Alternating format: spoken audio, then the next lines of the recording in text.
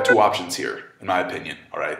Number one is either Sanji was busy packing that cake with hallucinogens while he was making it, or the year of Sanji is now officially over, and the year of Frankie has now officially begun. 2018, 2019 is going to be the year of Frankie rebuilding that ship to a better version. This chapter pretty much confirms something that we already kind of knew, which is that Oda loves to troll Sanji. Oh boy, does he love to troll Sanji. It's funny because I actually expected chapter 900 to be like this behemoth of a chapter that had a lot of content that we could dissect and sort of analyze and you know, talk about and you know, speculate about. But it's actually a very simple chapter, in all truth. Straw Hats get wrecked, or at least that's what we're led to believe. And I think it's kind of hilarious how in one of my previous reviews, I made a joke. I said, so the Capone ship, Nuestra Costello, gets completely destroyed after Big Mom chases it, but the Sunny doesn't get destroyed because it has plot armor. And I don't know if Oda watched that review, but he definitely proved me wrong. Or at least that's what we're led to believe that happened. I don't know, that last shot, that last panel of the Straw Hat pirate flag floating in the water just gave me Sabo flashbacks. You know, that moment where Sabo's, you know, he sets off to sea and his ship, his little ship just gets blown to smithereens by the Tenryubito, and we see his flag and his hat floating on the water. We all know how that ended up, all right? We know that Sabo came back, so it's kind of like, I think that's what he's setting up with that ending. Then again, Sabo did get saved by Dragon, so maybe somebody shows up to save the Straw Hats and maybe the Sunny is destroyed. Like, imagine if Dragon did show up and he's making the Straw Hats levitate by using his wind power. And he's like, I guess I just have a knack for saving kids from burning ships. I think thematically, though, the chapter is definitely trying to mimic and mirror one of the previous chapters, one of the early chapters of the arc, where she's literally like singing and dancing in preparation for the tea party. I think this is Oda's way of saying everything has come full circle now. It's, you know, you kind of end the way that you open a little bit in regards to the arc. So thematically, I get why he's doing this. Wedding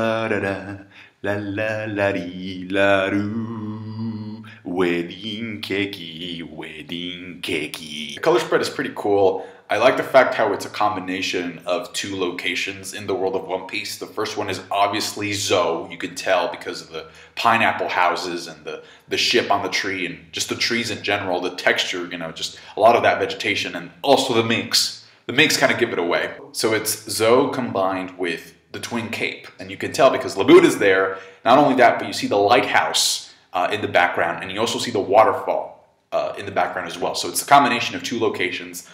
I did notice that Jinbei is not a part of the cover page.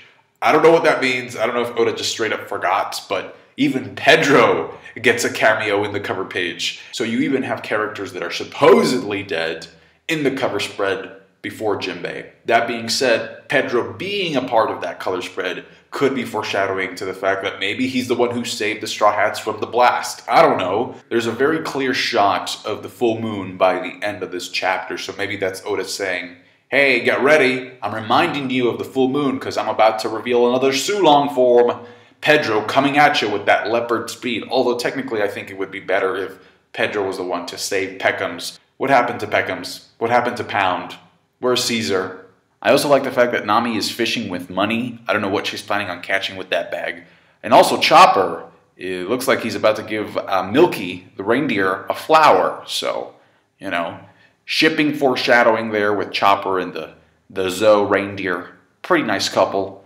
Chopper, why haven't you done anything in this arc? Okay, that's actually not true. I think he went guard point when Big Mom was chasing the Sunny. And I think he also went monster point against Prometheus or something. But the point is, I shouldn't be talking about the reindeer giving another reindeer a rose. Now, to be honest, there's only two things in this chapter that make me think that the ending of it is actually an hallucination from Big Mom's point of view. The first one is that once she eats the cake, there's this very weird shot and we zoom into her mouth. We go inside her mouth and we see these trees, this pet cemetery, and that's when the whole like carnival musical number thing starts. So that's a little bit weird. Like, why would we even want to go into her mouth? That makes no sense. And then the second thing, and I think this has a little bit more substance to it, is that in the beginning of the chapter, when Capone is taking Chiffon away, Chiffon gets a flashback to when they're baking the cake. And there's a moment where this is said. This is said while they're baking the cake.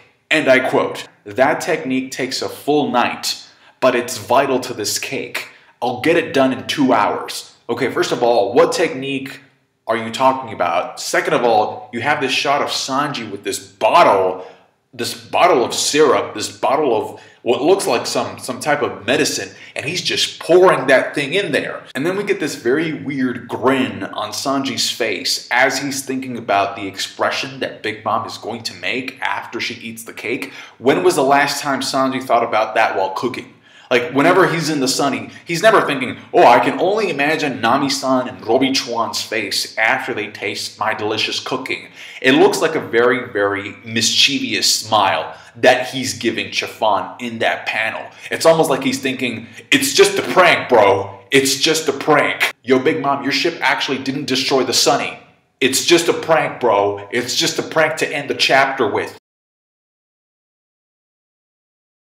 When Big Mom eats the cake, she gets like a shoujo face. Like, her texture is all different. It looks like something out of a different manga. And I already said this, but when she's skinny, Big Mom reminds me a lot of Brûlée. So people are celebrating now. There's people in Liquor Island who are super happy that their island doesn't get to explode because the rampage is officially done.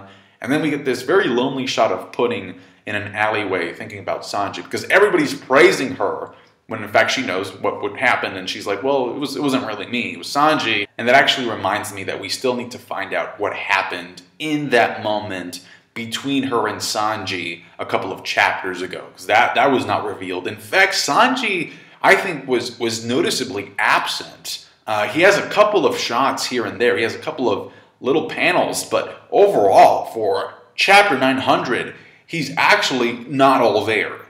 In fact, by the end of the chapter, when we see the Straw Hats, like, all aboard the Sunny, I think he's the only one missing. Like, we have Jinbei, Nami, Chopper, Brook, Luffy's pointing at something. Sanji is nowhere to be seen. So where did he go? Smoothie and Daifuku's ship gets stopped by the fishermen, and we see that a path opens up, like Moses, for the Straw Hats to escape. And I have to say that I think it's absolutely ridiculous how easily these fishmen can stall out a sweet commander. Like, they should not be able to stall a sweet commander this way. Come on, Smoothie, do something. You have to leave things up to Oven to start boiling up the water for things to get complicated. But before that, she was just like, I guess we stopped. I guess we stopped, Daifuku. And look, let's not complicate things more than they need to be, all right? The point is, we know darn well that if that had been Cracker or Katakuri, they would not be standing around like that. They would not just be like, we can't move. Yo, Oven, hit me with that boiling water, bro, because we can't do anything. Didn't expect Oven to be doing so well up until this point. He definitely surpassed my expectations. He took some hits from Sanji and Ichiji and appears to be one of the few Charlotte family members that has consistently tried to do their job. Then again, the reason for why he was able to leave his post in Cacao Island and boil the water the way that he did, he actually came out of a mirror, which I thought was interesting, because didn't he order the mirrors to be, like, thrown into the water or be destroyed for security's sake, so that Luffy wouldn't be able to escape the mirror world? Whatever, he steps out of a mirror, and the reason he's able to do that is because the Vinsmokes, the guys who were supposed to be in charge of him, are currently being rained upon by those candy jacket bullets. It's the same type of bullet that Pudding used on Reiju to wound her in the leg, because the candy jacket bullets can bypass the Vinsmoke exoskeleton. That's the same type of ammo they were planning on using on them on the wedding to essentially murder them. But the thing is that in this chapter, they're using them with a machine gun. So the firepower intensity is on a whole nother level than just a handgun. By the way, there's this new character, or at least I believe it's a new character. It may not be, you know, he's probably been in the background of sorts, but there's this tall character with a scythe. He's kind of overseeing the Vinsmokes at this point. All of them are bleeding, but at the same time, they are withstanding candy jacket machine fire. And if there was any doubt that Reiju and Ichiji Sasuke were the two strongest ones, I think this chapter pretty much clarifies those doubts, because we have individual shots. Yonji is on the floor. He's getting wrecked, okay? Reiju and Ichiji are still standing. You know, they're still kind of like, you know, just taking it. Just tanking some of these bullets, apparently, because they haven't fallen down. And Niji is somewhere in the middle. So Reiju and Ichiji's defense is way better than the other two. That being said, apparently the taste of the cake reminds Big Mom of the semla. And after all this time, she's still suppressing the memory of eating her friends along with Mother Caramel all those many years ago. Now here's my question, all right? Because we get a clear shot of the Germa Kingdom being bombarded. There's some cannon fire landing on the Germa Kingdom with the snails and the castle and stuff. And that's where Judge is, all right? So here's my question. If, in fact, this is an hallucination from Big Mom's point of view, if she's daydreaming that her ship destroyed the Sunny and all of this is fake, why is Judge facing two darkened silhouettes? Like, why is she imagining those dark silhouettes? Like, couldn't you just reveal who's up against Judge? One of them looks like Snack. I have to say that. One of them looks like Snack. We know Snack was aboard one of those ships near the coast.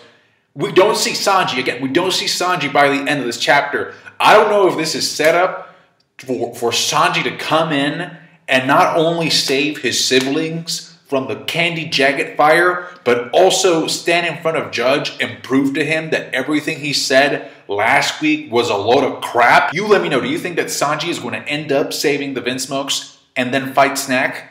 I mean, Sanji's matchup throughout this arc has changed so much, it's ridiculous. And I did read, I think it was like, who was it, Sandman on Twitter, who translated something, a statement by Oda, that Oda doesn't like when fans predict his stuff. So whenever he finds out that somebody predicted something that he was thinking of doing, he changes it. I think the whole situation with the Sunny being destroyed by the end of this chapter is just absolutely ridiculous, especially because we've been in this exact situation before back in Dressrosa, and that's even without Luffy on the ship, without Jinbei, and without Carrot. What was it? I think it was Sanji, Chopper, Nami, Brook, Caesar, and Momonosuke were aboard the ship back then, and they were still able to escape the Big Mom ship.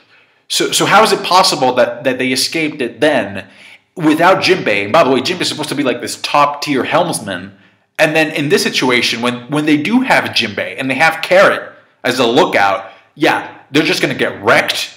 That makes no sense. Like, maybe they had to pull a very quick maneuver, and Jinbei was like, I'm sorry, but this is going to cost us our flag, at least for the moment. And the ship actually escaped, but the Jolly Roger, the flag got hit, and it fell into the water. But then again, Luffy defends flags like no other. We saw this in Drum Island when he defended Chopper and Dr. Hiluluk's flag from falling because Wappo was shooting at it. So if this flag is indeed down, that's a problem. Unless it's like an illusion, an hallucination, a daydream. Maybe Nami did some mirage thing. I don't know. So please, guys, let me know what you thought about this chapter. What are your ideas? What just happened in this 900th chapter of One Piece? 900 chapters of One Piece.